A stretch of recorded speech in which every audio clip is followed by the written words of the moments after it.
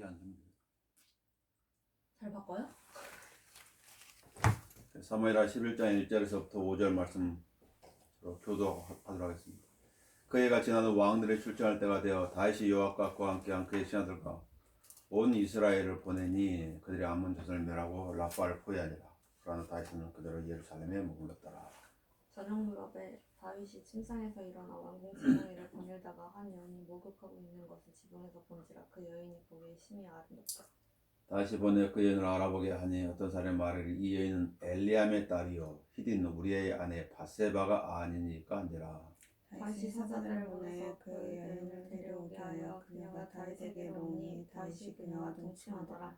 이는 그녀가 그녀의 불결함을 정결케 하였습니다. 그리고 그녀는 자기 집으로 돌아가니라. 여인이 임신하자 보내 다윗에게 보여 말하기를 내가 아이를 가졌나이다 하니라. 11장 오늘 읽었던 그 부분을 보면은 이제 무슨 내용인지 알겠죠? 그래서 11장의 제목을 붙이자면 너희의 죄가 너희를 찾아내리라 라고 제목을 붙일 수가 있겠습니다. 승리 뒤에 타락이 있지요. 그래서 서 있는 줄로 생각하는 사람 넘어지지 않도록 주의하라고 성경 말씀하고 있습니다. 오늘 본문 말씀을 잠깐 기도하도록 하겠습니다. 기도하겠습니다. 네, 주님 은혜를 감사합니다. 저희들 하나님의 말씀 앞에 다가섭니다. 진리의 말씀 통해서 진리의 성경에 기록된 이 내용들을 저희들이 공부할 때 성령께 증이 드러나서 가르쳐 주시고 진리 가운데 인도해 주시어서 하나님의 말씀의 풍성함과 위대함과 또 그것을 깨닫는 것에 난 감사함을 넘치게 시원하게 주셨기를 기도하고 간구드립니다. 어리석어 부족한 자 하나님께 의지하여서 나아갈 때 인간의 연약함과 육신의 나약함 다 감춰주시고 주께 친히 저희들 각자에게 필요한 말씀으로 은혜를 다하여 주십시오. 이 시간을 주 앞에 온전히 부탁드립니다. 주 예수 그리스도 이름으로 기도합니다. 우리가 이제 본문을 통해서 볼 수 있는 것은 마귀가 어떻게 성도들을 공격하는 것인가를 또 알 수가 있습니다. 마귀의 공격 패턴은 세 가지죠. 육신의 정욕과 안목의 정욕과 생의 자랑입니다. 창세기 3장에서도 이 패턴으로 공격했고 예수님을 시험할 때도 이 패턴으로 공격했으며 다윗을 함정에 빠뜨릴 때도 이와 같은 방법 사용한 것입니다. 성경이 그래서 이렇게 말하죠. 요한일서 2장 15절, 16절, 17절에서 세상도 세상에 있는 것도 사랑하지 말라. 누구든지 이 세상을 사랑하면 아버지를 사랑하며 그 안에 있지 아니하니 이는 세상에 있는 모든 것이 육신의 정욕과 안목의 정욕과 생의 자랑이요 아버지께 속한 것이 아니라 세상에 속한 것이기 때문이라. 세상도 세상의 정욕도 사라지지만 하나님 뜻을 행한 자는 영원히 거하느니라. 왜 세상에 있는 모든 것이 뭐라고 하지? 육신의 정욕, 안목의 정욕, 생의 자랑 이 범죄에 다 포함되는 것이. 이 세 가지 안에. 이 세상에 사는 사람들이 추구하는 모든 것이 이 세 가지 안에 포함되는 것입니다. 자, 11장 1절을 보도록 하겠습니다. 그 해가 지난 후 왕들이 출정할 때가 되어 다윗이 요압과 그와 함께한 그의 신하들과 온 이스라엘을 보내니 그들이 암몬 자손을 멸하고 라빠를 포위하니라. 그러나 다윗은 그대로 예루살렘에 머물렀더라. 왕들이 출정할 때가 됐다. 다윗은 왕인데 가지 않고 대신 신하들을 그 전역에 보냈단 말이에요. 그래서 다윗은 그대로 예루살렘에 머물렀더라. 뭔가를 암시해주고 있죠. 의무를 태만히 해서 안 돼. 의무를 태만히 할 때는 해서는 안 된 일을 하게 되는 걸 우리가 보면서 알 수 있습니다. 의무를 간과하면 권리를 주장할 수 없다는 것이죠. 성경에서 말하는 모든 사람의 의무는 무엇일까요? 하나님을 두려워하고 그의 계명들을 지키는 것입니다. 모든 사람들의 의무죠. 그리스도. 그것도 다 포함되는 거예요. 하나님 계명은 여러 가지가 있죠. 우리 신약에서 볼 수 있듯이 뭐뭐 하라, 뭐뭐 하지 말라 그렇게 되어 있잖아요. 주 예수를 믿으라. 그래야만 너와 내 집안의 구원을 받으라. 그것도 하나님 계명이죠. 그 말씀도 지켜야 되는데 지키지 않는 것이죠. 그리스도인이 국가에 대해서 하는 의무는 납세의 의무가 있죠. 납세의 의무. 그래서 성경은 그럼 모든 사람의 의무를 다하되 국세를 낼 자의 국세를 내고 관세를 낼 자의 관세를 내며 두려워할 자를 두려워하고 존경할 자를 존경하라. 성경의 원칙입니다. 또 성도들이 어떤 영적인 일과 관련돼서 행할 수 있는 의무는 무엇일까요? 성경이 영적인 것에 참여했으면 물질적인 것으로 섬기는 것이 그들의 의무라고 그랬습니다. 그래서 바울이 이 일을 잘 실행했죠. 그래서 로마서 15장 26절에는 이는 마케도니아와 아카야 사람이 예루살렘에 있는 가난한 성도들 위하여 기쁨으로 얼마를 기부하였습니다. 그들은 진실로 기뻐하였으며 또한 저들에게 빚진 자니 이는 이방인들이 저들의 영적인 것에 참여하였으면 그들의 의무는 또한 물질적인 것으로 그들을 섬기는 것이라. 그러니까 예루살렘에 있는 교회가 어려움에 처했으니까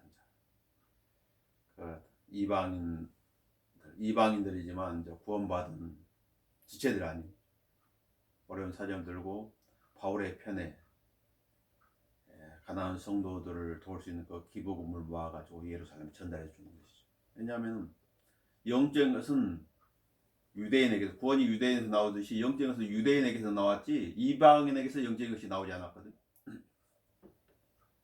누군가 우리한테 복음을 전해 주었으니 우리 영혼의 생명 얻는 것 같은 것입니다. 그래서 그 영적인 것에 참여했으면 그들의 의무는 또 무엇이라? 물질적인 것으로 그들을 섬기는 것이라 그랬습니다. 물질적인 것으로. 그래서 말씀을 배우는 사람, 가르치는 사람과 모든 좋은 것을 함께 나누라 성경이 그렇게 말씀하고 있죠. 그러니까 교회에서 헌금하는 이유가 무엇인가? 바로 여기에 있는 것입니다. 영적인 것에 참여했다고 말이에요. 영적인 것에 대한 어떤 가르침을 받았다고 말이에요. 그러면 사역자는 영적인 일을 전담하는데 그 사역자가 생활을 할 수 있도록 물질적인 것으로 섬겨야 된다는 것이 마땅하다는 거지. 이게 헌금하는 목적입니다. 다윗은 그대로 예루살렘에 머물렀다고 그러죠. 이 말씀 통해서 우리가 주의해야 될 거 하나 있는 게 무엇이냐면 다윗은 전쟁 때 언제나 군사들을 이끌었다는 것인데 지금은 그렇지 않고 예루살렘 그대로 남아있었다. 다윗은 전쟁의 사람입니다. 전쟁의 사람은 어디 있어야 돼요? 전쟁터에 있어야 되는데 자신은 예루살렘에서 쉬고 있고 병사들만 보내가지고 전쟁을 하게 하고 있는 거죠. 그랬죠? 요압과 그와 함께한 그의 선들과 온 이스라엘을 보내니 그들이 암몬 자손을 멸하고 라빠를 포위하니라. 요압에 맡겨가지고 지금 전쟁을 치르고 있는 거죠. 전쟁의 사람입니다. 성경 우리에게 마귀의 틈을 보지 말라고 그러죠. 마귀의 틈을. 그럼 다윗은 요압 장군과 병사들을 전쟁 때 보내고 한 기도를 하고 있었을까요? 하나님과 또 교제를 하고 있었을까요? 그랬겠죠. 그러나 그렇지 않았다는 걸 우리가 알 수 있죠. 어디에 나왔습니까? 2절을 읽어요. 저녁 무렵에 다시 침상에서 일어나 왕궁 지붕 이거를 거닐다가 한 여인이 목욕하고 있는 것을 지붕에서 본지라 그 여인이 보기에 심히 아름답더라. 여기에 쓰인 단어들이 다윗이 무엇을 하고 있었는지 잘 말해줍니다. 예루살렘에서 저녁 무렵에 일어나다. 저녁 무렵. 그러면 밤에는 무엇을 했길래 낮에 이렇게 잠을 자고 저녁 무렵에 일어났을까요? 왕궁 지붕을 거닐다 한 여인을 봤지요. 어디서 위에서 지붕에서 갔다. 어떤 여인? 알몸의 여인. 그 여인이 보기 어때도 심히 아름답더라. 이 구절하고 마태복음 4장 8절에 마귀가 예수님을 이제 높은 산을 데리고 올라가서 세상의 모든 나라 그들의 영광들을 보여준 그 부분도 아주 유사한 거야. 그래서 마태복음 4장 8절하고 비교해 보면은 우리가 알 수 있는 것이 있죠. 저녁 무렵 마귀는 어둠의 세력이잖아요. 어둠의 세력. 그 다음에 왕궁 지붕이 마귀는 다윗은 왕궁 지붕 위에서 아래를 봤듯이 마귀는 예수님을 아주 높은 산으로 데려갔어요. 한 여인이 목욕하고 있는 것을 보았죠. 마귀는 예수님께 세상의 모든 나라들을 보여줬다. 그렇게 말해요. 높은 산에서. 그리고 다윗이 봤을 때 그 여인이 보기에 심히 아름답더라. 이렇게 말하고 있죠. 마태복음 4장 8절에는 그것들의 영광을 보여주며 유사하잖아요. 죄의 단계를 알 수 있죠. 사람들이 범죄하는 것은 주로 낮보다는 밤에 많이 일어납니다. 또 통계를 보면 밤에 어떤 시간에 그 범죄가 많이 일어난지 이제 경찰서에서 마다 통계를 가지고 있죠. 저녁 무렵이었고 알몸의 연을 보았고 보기에 심히 아름답더라. 그 마음에 이제 정욕이 발동하게 되는 거죠. 그리고 어떻게 됩니까? 3절 다윗이 보내어 그 여인을 알아보겠다. 그러고 나서 어떻게 4절에 그 여인을 데려오게 하였다. 그리고 다윗이 그녀와 동침하더라.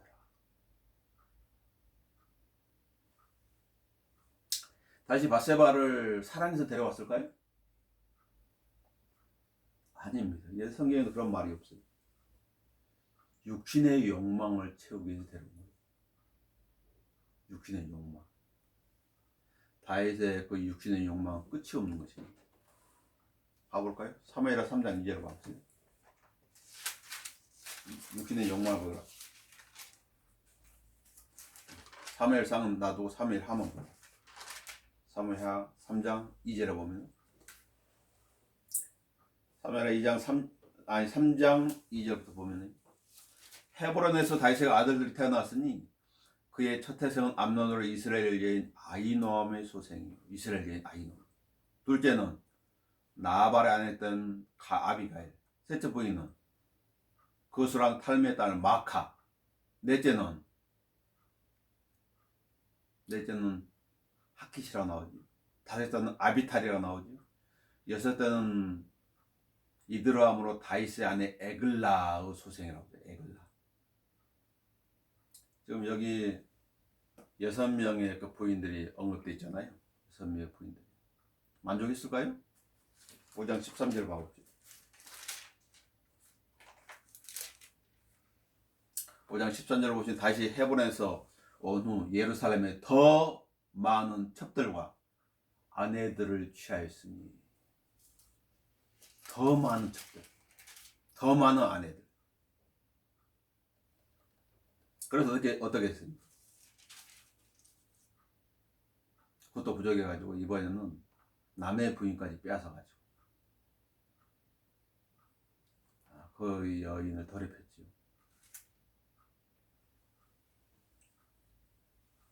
하나님께 나중에 뭐라 하십니까? 나단 선지자를 통해 가지고 내가 너를 이스라엘 다스릴 왕으로 기름 붓고 사울의 손에서 구해내어 내가 내 주인의 집을 내게 주고 내 주인의 아들들 내 품에 주고 이스라엘과 유다 집을 내게 주었느니라. 만일 그것이 너무 적었더라면 내가 이런저런 것들을 내게 더 주었으리라. 사무엘하 12장 7절 8절에서 그렇죠. 자 9절에 그런데 어째 내가 주의 계명을 업신여기여. 하나님 계명을 아주 가볍게 여겨버렸다. 무시해버렸다고 말이에요. 그것을 주의 계명을 업신여겼다는 10절에 내가 나를 업신여기고 내가 나를 업신여기고. 어떤 계명을 어겼지?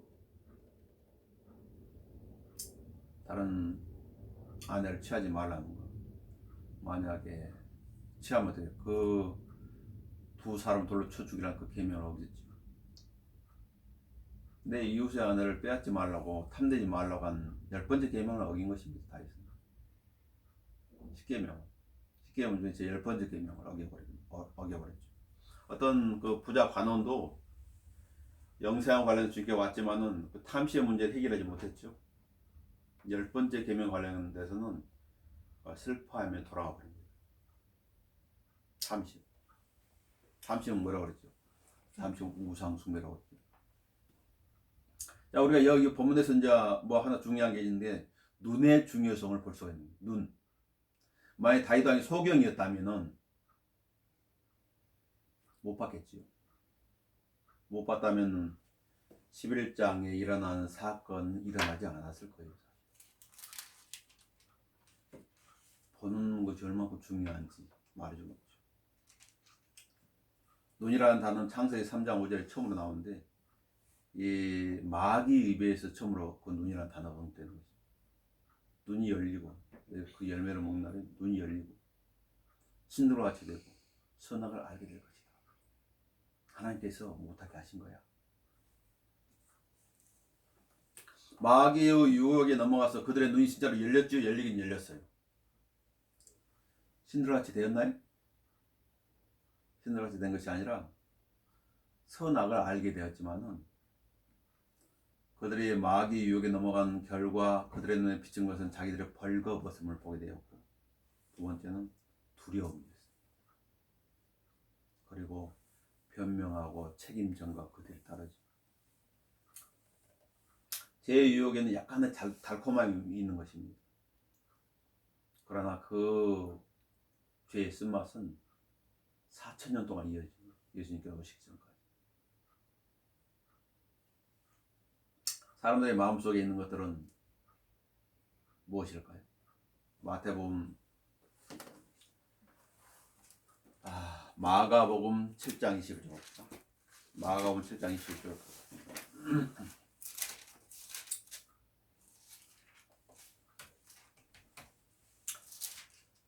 마가복음 7장 21절에 그 나온 내용들을 이 다윗이 사무엘하 11장 했던 일을 기억하면서 읽는다면은 다윗은 여기에 다 해당되는 거예요. 마가복음 7장 21절, 22절, 23절에 이런 내용들이 그대로 적용되는 거죠. 이는 속에서 즉 사람들의 마음에서 나오는 것은 악한 생각이 나왔죠. 다윗의 마음에서 나왔어요.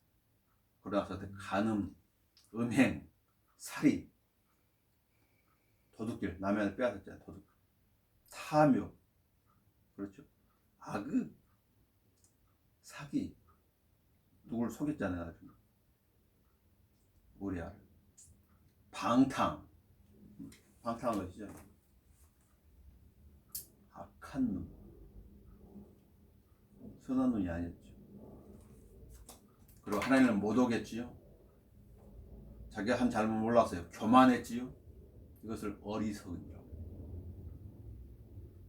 그래서 이 모든 악한 것은 속에서 나와 그 사람을 더럽히느라고 하시더라. 그대로 다 해당됩니다. 그럼 다윗한테만 해당될 것이고 육신을 입고 있는 사람도 마찬가지. 육신은 언제만 기회만 주어진다면 이렇게 할 것입니다. 사람이 타락하는 것은 순간 생각을 잘못하든지 견눈질을 한다든지 영적 긴장의 걸 놔버린다든지 그러면은 마귀가 틈을 타게 되고 그럼 타락은 그 다음 타락은 뻔한 일이 되는 거죠. 깨있으란 말이 무슨 뜻이에요? 깨있으란 말. 속지 않으려면 깨있어야 되죠. 롯의 두 딸이 소돔에서 계속해서 본 것들은 무엇일까요? 술과 성적 타락이었습니다. 그래서 모압 족속과 암몬 족속은 롯의 작품이 아니라 롯의 두 딸이 작품인 거예요, 사실. 두 딸들이 저지른 거예요, 사실. 무엇과 무엇으로? 술과 성적인 타락으로. 왜냐면 걔네들이 소돔성에서 본 것이 바로 그것일 거예요. 24시간 본 것이. 그러니까 환경과 눈이 얼마큼 중요한가 라는 것을 우리가 말해주고 있죠. 성경이 이렇게 말합니다. 마음은 만물보다 거짓되고 심히 악하니 누가 그것을 알 수 있으리요? 예레미야 17장 9절에서. 모르는 것이지 사람은. 자기 마음은 괜찮다고 말합니다. 이상한 것을 말하면서 자기는 성경적이라 말하는 거예요. 자기 마음을 속이고 있는 거지. 그래서 잠언서 3장 7절은 내 자신의 눈에 현명하게 되니까 보기 심히 아름답다. 누구의 눈에요? 다윗의 눈에 심히 아름답다. 하나님의 노래도 심히 아름다웠을까요? 그런 말은 없죠. 다윗의 눈에 욕심을 가지고 보니까 아름다운 거예요. 이브도 욕심을 품고 그 나무 열매를 보니까 탐스럽게 보입니다.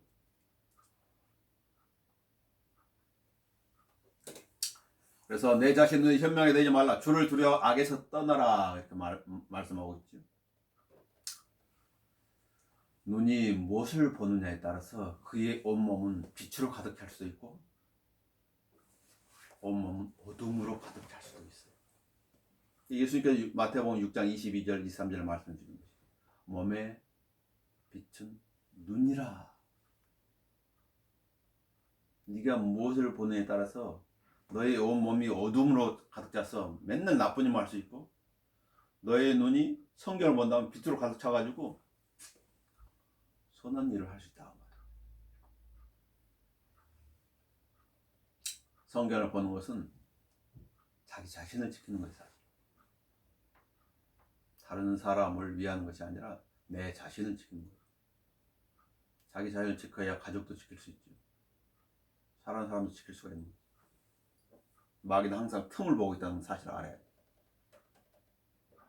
거기에 다시 지금 걸려든 거죠. 3절 봅시다. 다시 보내어 그 여인을 알아보게 하니 어떤 사람이 말하기를 이 여인은 엘리암의 딸이요 히딘 우리아의 아내 바세바가 아니니까 한지라. 이 여인은 우리아의 아내 바세바가 아니니까, 이 말은 뭐예요? 임자가 있는 몸입니다. 남의 부인입니다. 왕이요. 10계명을 잊으셨습니까? 10번째 계명이 무엇입니까? 내 이웃의 아내를 탐내지 말라는 것입니다. 주위에 참으로 충직한 신하가 있는 것이죠.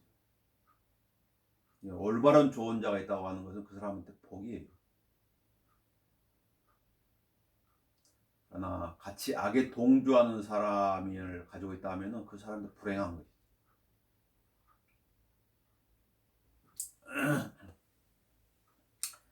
중요한 것은 육신의 정욕에 사로잡히면 성경적인 조언을 무시된다는 거죠. 자, 다윗이 히딘 우리의 아내 바세바가 남의 아내인 걸 알았잖아요. 근데 어떻게 했어요? 알면서도 4절에 다윗이 사자를 보내어 그 여인을 데려오게 하여 데려오겠다. 옆에서 조언을 해주는데도 들을 기가 없는 거예요. 왜? 육신의 정욕이 그를 사로잡고 있는 거죠. 이게 본다는 이 시각적인 효과가 얼마큼 중요한지 알 수 있죠. 시각적인 효과가. 너는 내 이웃의 아내를 탐내지 말지니라. 하나님 계명을 무시해버려. 옆에서 조언해 줬는데, 많은 사람들은 성경적인 조언을 해주는데도 자기가 대단한 것처럼 생각하고 있는 사람이 많아요. 사람이 타락하게 된 데는 뭔가를 봤기 때문이에요. 사실은 이브가 타락한 것도 뭘 봤지요? 뭘 봤어요. 본문에서 다윗이 타락하게 된 것도 뭔가를 또 본 거예요. 왜 사람들이 이단에 사로잡히고 이단 교회에 사로잡힌 것도 뭔가 어떤 책을 본 거예요. 잘못된 책을. 영적 분별을 가졌다면 그 사람의 분별에서 타락하지 않을 것인데, 그런 분별력까지도 가로막혀버려요. 왜 그랬을까요? 그 마음에 뭔가 잘못된 것이 깔려있기 때문이죠. 이 여인은 엘리암의 딸이요. 엘리암의 딸은 누구예요? 사무엘하 23장 34절 봅시다. 이 사람이 누구인지.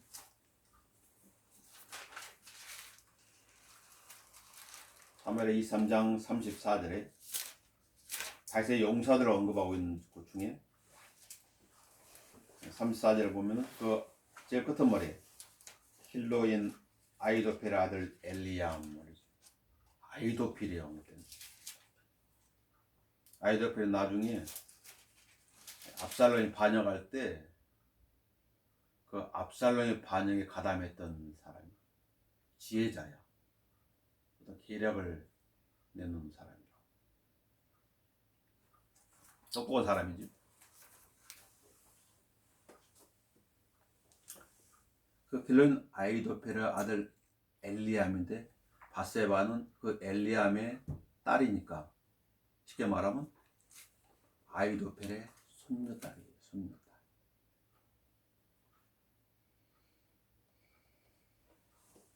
아이도펠이 압살롬의 반역에 왜 가담하게 됐을까? 에 대한 의문이 여기서 좀 풀리는 거예요. 왕이 자기가 섬기는 왕이 손녀딸의 가정을 망쳐버립니다. 왕의 그 지위를 이용해서.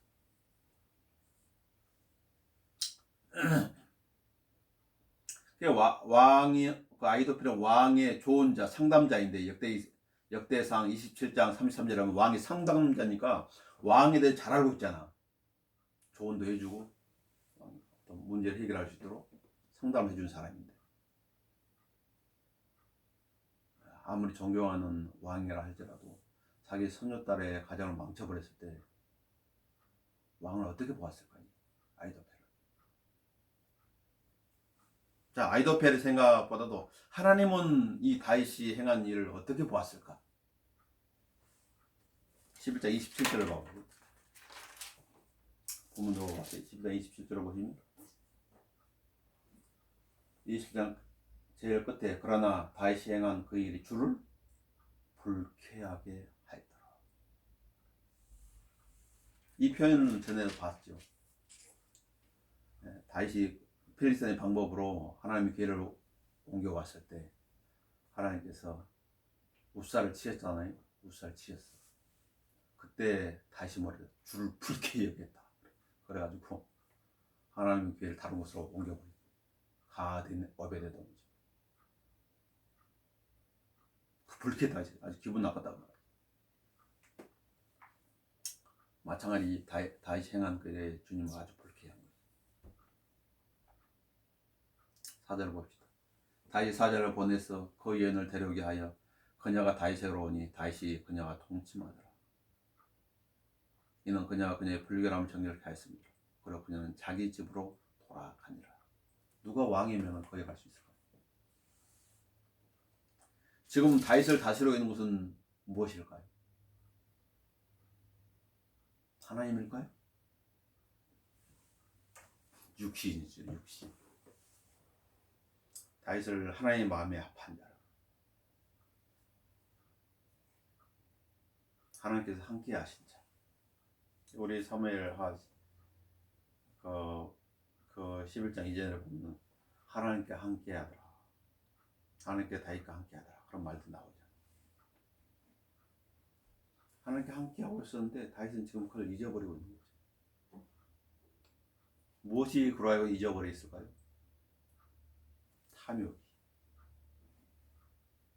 탐욕이 하나님을 잊어버린 거예요. 그래서 육신이 이끈다고 하는 거지. 마귀는 육신을 충동질하는. 갈라디아 5장 16절 이렇게 말하죠. 내가 이것을 말하는 성령 안에서 행하라. 그리하면 너희는 육신의 정욕을 이루지 아니하리라. 육신은 성령을 거스러 욕심을 버리며 성령은 육신을 거스르나니 이들은 서로 반목하여서 너희가 하고자 하는 걸 하지 못하게 하느니라. 그러나 너희가 성령 인도하심을 받는다면 율법 아래 있지 아니하느니라. 이제 육신의 일들은 분명히 나타나니 곧 간음과 음행과 더러움과 음욕과 이런 것들. 육신의 일들.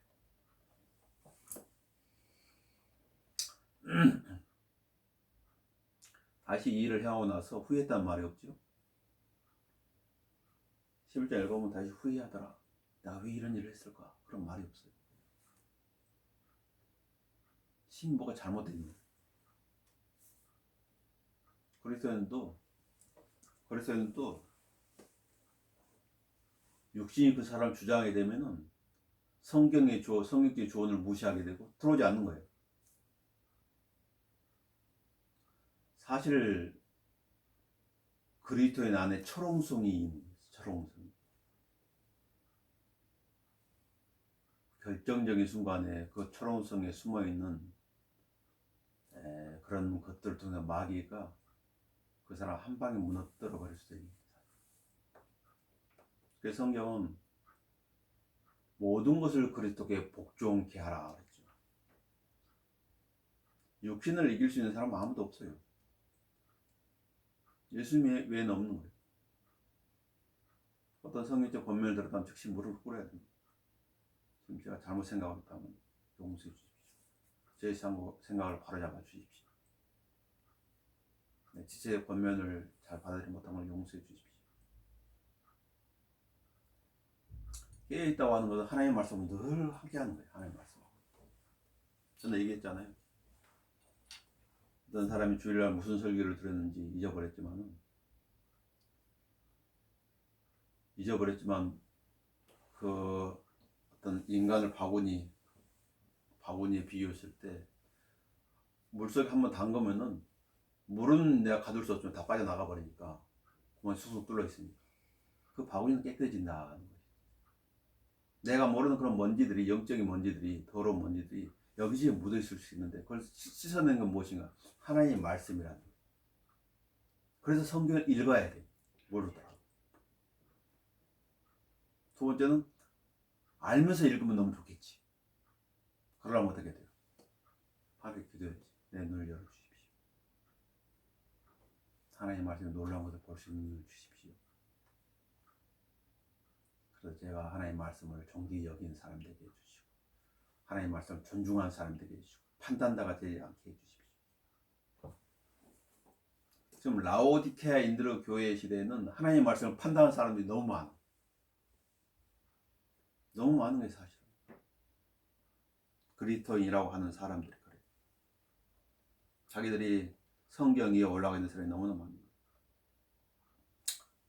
안타까운 일이죠. 예수님께서는 제자들에게 말씀하시면 너희가 시험에 들지 않도록 깨어 기도하라. 참으로 영을 원하지만 육신이 연약하도다. 제자들에게 말씀하셨죠. 우리한테는 해당되지 않을까요? 우리도 마찬가지예요. 마귀는 시험하는 자인데 항상 틈을 엿보고 있는 거예요. 마귀가 시험을 할 때 인간이 눈치챌 수 있는 것으로 시험을 할까요? 그리스도인은 눈치채지 못할 것으로 시험을 하는 거죠. 그러니까 당하는 거예요. 99%의 진리에다가 1%의 비질을 섞었어. 누가 그걸 눈치챌 수 있을까? 그러니까 깨어 있어야 되는 거예요. 그래서 말씀과 기도 외에는 없어요, 사실. 말씀과 기도 외에. 그래서 내 자신이 하나님의 말씀과 기도 가운데 있는 것인가 살펴봐야 돼. 사람은 숫자로 싸우지 않지요? 흘러가는 사람들 100명, 10,000명 있으면 뭐 무슨 의미 있어? 한 사람을 찾으라. 하나님을 두려워하는 사람. 하나님을 신뢰하는 사람. 하나님께서는 그 사람을 필요로 하는 거예요. 자, 5절 봅시다. 여인이 임신하자 보내어 다윗에 구하여 말하기를 내가 아이를 가졌나이다 하니라. 난리 났지 진짜. 임신을 시켜버린 거예요. 이것은 어떻게 부인할 수도 없는 증거가 되어버려요. 그러면 어떻게 뭐 왕이니까 정직하게 내가 실수를 했다고 육인진 중에 살을 가지고 내가 일을 잘못 저질렀다 이렇게 고백하는 그런 거 있어야 되는데 그러니까 안 나오는 거예요. 언제까지? 한참 동안 몇 개월 동안 그런 말이 없는 나단 선지의 책망을 받을 때까지 전혀 양심이 작동하고 있지 못하는 거예요. 자, 누구든 시험을 받을 때 나는 하나님께 시험 받는다고 말하지 말지 하나님께서는 악으로 시험을 당하지 아니하시고 야고보 1장 13절에 또 그분 자신 아무도 시험하지 않으시기 때문이라 파멸시키는 시험을 하지 않는 거야. 그러나 누구는 자신의 욕심에 끌려 유혹을 받을 때 시험을 당하는 것입니다. 그렇다면 이 야고보 1장 14절에 하면 다윗 안에는 그런 정욕에 대한 욕심이 있었던 것이죠. 탁 마주친 것이죠. 봤을 때. 그래 어떻게 했어요? 욕심이 잉태하면 죄를 낳고 마음속에 품은 것을 실행하게 됩니다. 그 죄에 대한 증거가 잉태된 아이거든. 제가 장사하면 사망을 낳느니라. 그 다음에 어떻게 해요? 우리 애를 죽이자. 자신도 이 일 때문에 나중에 큰 공경에 처하는 거예요. 다윗 자신이 뿌린 이 죄 때문에 다윗은 그의 아들 4명의 생명을 내놓아야 돼. 자기 입으로 그렇게 심판했으니까. 사무엘하 12장에서. 그래서 성경은 나의 사랑의 형제들아 속지 말라고. 속지 말. 요즘은 그러잖아요. 정치인들 보면 본인 입으로 했던 말을 몇 년 후에 자기 심판한 도구로 쓰는 거지. 나중에 사람 모르니까 그때는 막 의분에 차서 옳은 말을 했지만 나중에 몇 년 지나서 상이 바뀌면 자기가 이상한 말을 하고 있잖아. 그러니까 자료 화면을 띄워주는 거야. 옛날에 당신이 이런 사람이었는데 지금 정반대 사람이 됐네. 뭐 법을 갖다 드릴 필요 없이 자신이 했던 말로 그냥 그 사람 심판하는 거야. 욕심의 출처는 파라오입니다. 파라오는 용의 예표죠. 성경에 이 다윗의 이 부끄럽고 수치스러운 이 사건을 기록한 것은 무엇일까요? 다윗에게 부끄러움을 주기 위해서. 다윗은 지금으로부터 3000년 전의 사람인데 아니 우리를 위해서. 이제 이런 일들은 우리가 본보기가 되어 그들이 열망하였던 것 같이 우리도 악한 일들을 열망하는 자가 되지 않게 하려 합니다. 본으로 딱 하나님께 이렇게 보여준 거예요. 너희들이 탐욕의 종이 되면 이렇게 되는 거야. 피해는 네 자신 스스로 당하게 되는 거지.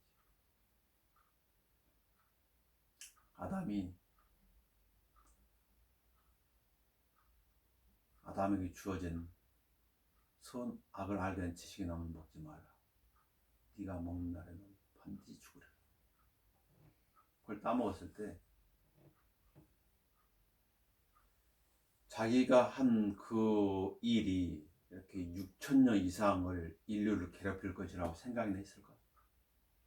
단지 그 하나 따먹었는데 마치 우리 사과 하나 깨물듯이 그 하나 먹었는데 그 저주가 이렇게 지속될 것이라고 생각했을까요?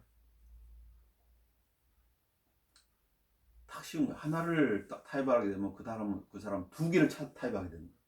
3개를 타협하게 되고. 잘 알아요. 하나님께서 성경적인 진리를 아주 귀중한 진리를 가르쳐줬어. 근데 이상한 것에 하나를 빠지게 되면 그 다음은 무너지는 시간 문제예요. 왜냐하면 성경의 진리라고 하는 것은 교회도 마찬가지고 서로 유기처럼 얽혀 있거든. 이게 성하고 똑같은 거예요. 성 한 군데가 무너지면 그 다음에 무너지는 것은 저기 팀수에서 무너진 것은 순식간이야. 뚫어진 구멍을 빨리 메꿔야 돼. 무엇을 메꿔야 돼? 하나님의 말씀으로 메꿔야 돼. 자신을 바로 잡아야 돼. 로마서 6장 12절을 봅시다. 로마서 6장 12절.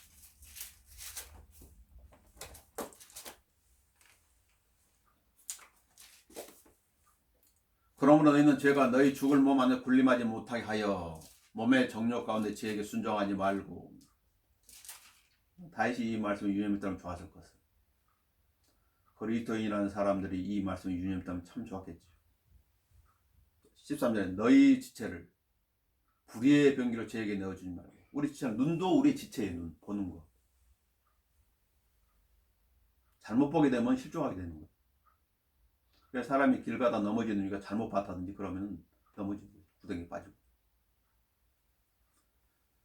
너희는 죄가 너희 죽을 몸한테 군림하지 못하게 몸의 정욕과 죄에게 순종하지 말고 또 너희 지체를 불의의 병기로 죄에게 넣어주지 말고. 죄. 다만 너희 자신을 죽은 자들부터 살아난 자들처럼 하나님께 드리며 너희 지체를 의의 병기로 하나님께 드리라. 하나님께 가장 좋은 것을 주셨다면 그걸 잃어버리면 안 된다고 말이야. 죄가 너희를 주관하지 못하리니 이는 너희가 율법 아래 있지 아니하고 은혜 아래 있기 때문이라.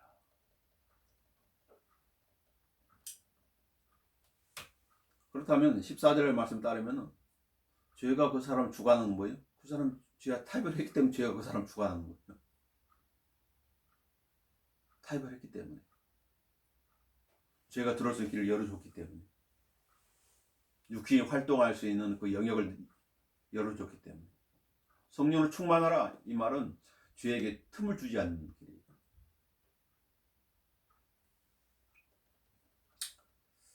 그러나 죄가 계명을 통하여 기회를 잡아 내 안에서 온갖 세격을 일으켰느니라. 기회를 잡았다. 로마서 7장 8절에서. 죄한테 기회를 주면 안 되는 거예요. 하나님께 기회를 드려야지. 죄한테 기회를 주면 어떻게 돼요? 쓰라린 쓴맛을 보게 되는 거지. 만약에 다윗처럼 이렇게 쓴맛을 보게 됐다면 어떻게 해야 돼요? 하나님을 찾아야지. 그래, 내가 한 벌 발견하니 그것은 내가 선을 행하자 할 때 악이 나와 함께 있다는 것이라. 내가 속사람을 따라 하나님의 법을 즐거워하나 내 지체 속에 있는 또 하나의 법이 내 생각의 법과 싸워 나를 내 지체 속에 있는 죄의 법에게로 사라져 오는 걸 보는도다. 주님, 내 눈이 자꾸 보지 말아야 될 것으로 갑니다. 내 귀가 자꾸 듣지 말아야 될 걸 듣게 됩니다. 내 마음이 품지 말아야 될 생각을 품게 됩니다. 내가 성경을 판단하려고 하는 그런 마음을 자꾸 갖게 됩니다. 나를 도와주십시오. 나는 비참한 사람입니다. 누가 이 사망에서 나를 꺼낼 수 있겠습니까? 예수 그리스도 주님께서 나를 구원해 줄 수가 있습니다. 베드로처럼 주여 나를 구해 주소서. 데마가 왜 세상을 사랑해서 세상을 가버렸을까요? 왜? 그 마음에 가득 품은 거예요. 세상을 사랑하는 마음을 가득 품었기 때문이에요. 바로 왜 그렇게 주님을 위해서 많은 고난과 고통을 겪었을까요? 그 마음에 온통 주 예수님을 가득 차 있었기 때문이에요. 마음에 가득한 것에 따라서 사람 행동하게 되어지게 되는 거죠. 사람이 아무리 감출지라도 감출 수가 없어요. 그것은. 마음에 가득한 것은. 어떤 형태로든지 나오게 돼 있어요. 그래서 그 입에서 나오는 말로 우리는 그 사람을 알게 됩니다. 성경 갈라디아 5장 24절은 그리스도에 속한 사람들은 그 육신을 욕종과 정욕관계 십자가에 못 박았느니라. 이 매달려 있다 보면 십자가에 탁 못 박고 있어. 밑에서 뭐를 내려오라 내려와봐. 우리가 믿어줄게. 속으면 안 된다고 말이야. 주께 우리의 생명을 고독할 때까지 매달려 있어야 돼. 주님께 온전히 의탁해야 돼. 다윗은 이후에 자신의 지혜로 죄를 돕고자 하지요. 그러나 자신의 지혜로 죄를 돕고자 할 때는 더 일이 꼬인다는 걸 알아야 돼. 정직하다는 것은 무엇이요? 솔직하게 자신의 모습 그대로 하나님께 나와서 자백하는 주님, 연약함에 입사했습니다. 저를 도와주시어서 저를 고쳐주십시오. 자, 이 어두움과 이 혼란으로부터 벗어날 수 있도록 저를 구해 주십시오. 그 수밖에 없는 거예요. 그래서 우리가 사무엘하 1장 11장 1절에서부터 5절을 통해서 볼 수 있는 내용 뭐예요? 의무를 테마니 하면은 하시 말아야 될 일을 하게 되고, 의무를 태만히 하면은 마귀한테 틈을 제공한다는 것이죠. 그리스도인으로서의 의무가 있어요. 또 우리는 육신에 머물고 있다. 이 세상에서 살아온 동안 이 나라에 행해야 될 또 의무가 있죠. 국방의 의무도 있고 우리나라는 납세의 의무가 있어요. 그럼 하나님 말씀에 따른 하늘나라의 시민이기 때문에 그 시민에 맞는 의무가 있고 또 하나님께 대하여 행해야 될 그런 의무들이 있는 거예요. 그 이후 6절부터 그 나머지는 다윗에 더 정직하지 않고 치졸하고 옹졸하고 사악한 그런 모습들을 보시. 하나님께서는 다 보고 계신 것이죠. 다 보고 있는. 지금 다윗의 눈에만 그게 안 보일 뿐이에요. 우리 일상에서도 우리가 무슨 생각을 하고 어떤 말을 하고 누구를 만났는지 주께 다 보고 계시는. 단지 주께 침묵하고 계실 뿐이에요. 침묵하고. 그래서 오늘은 여기까지 마치도록 하겠습니다.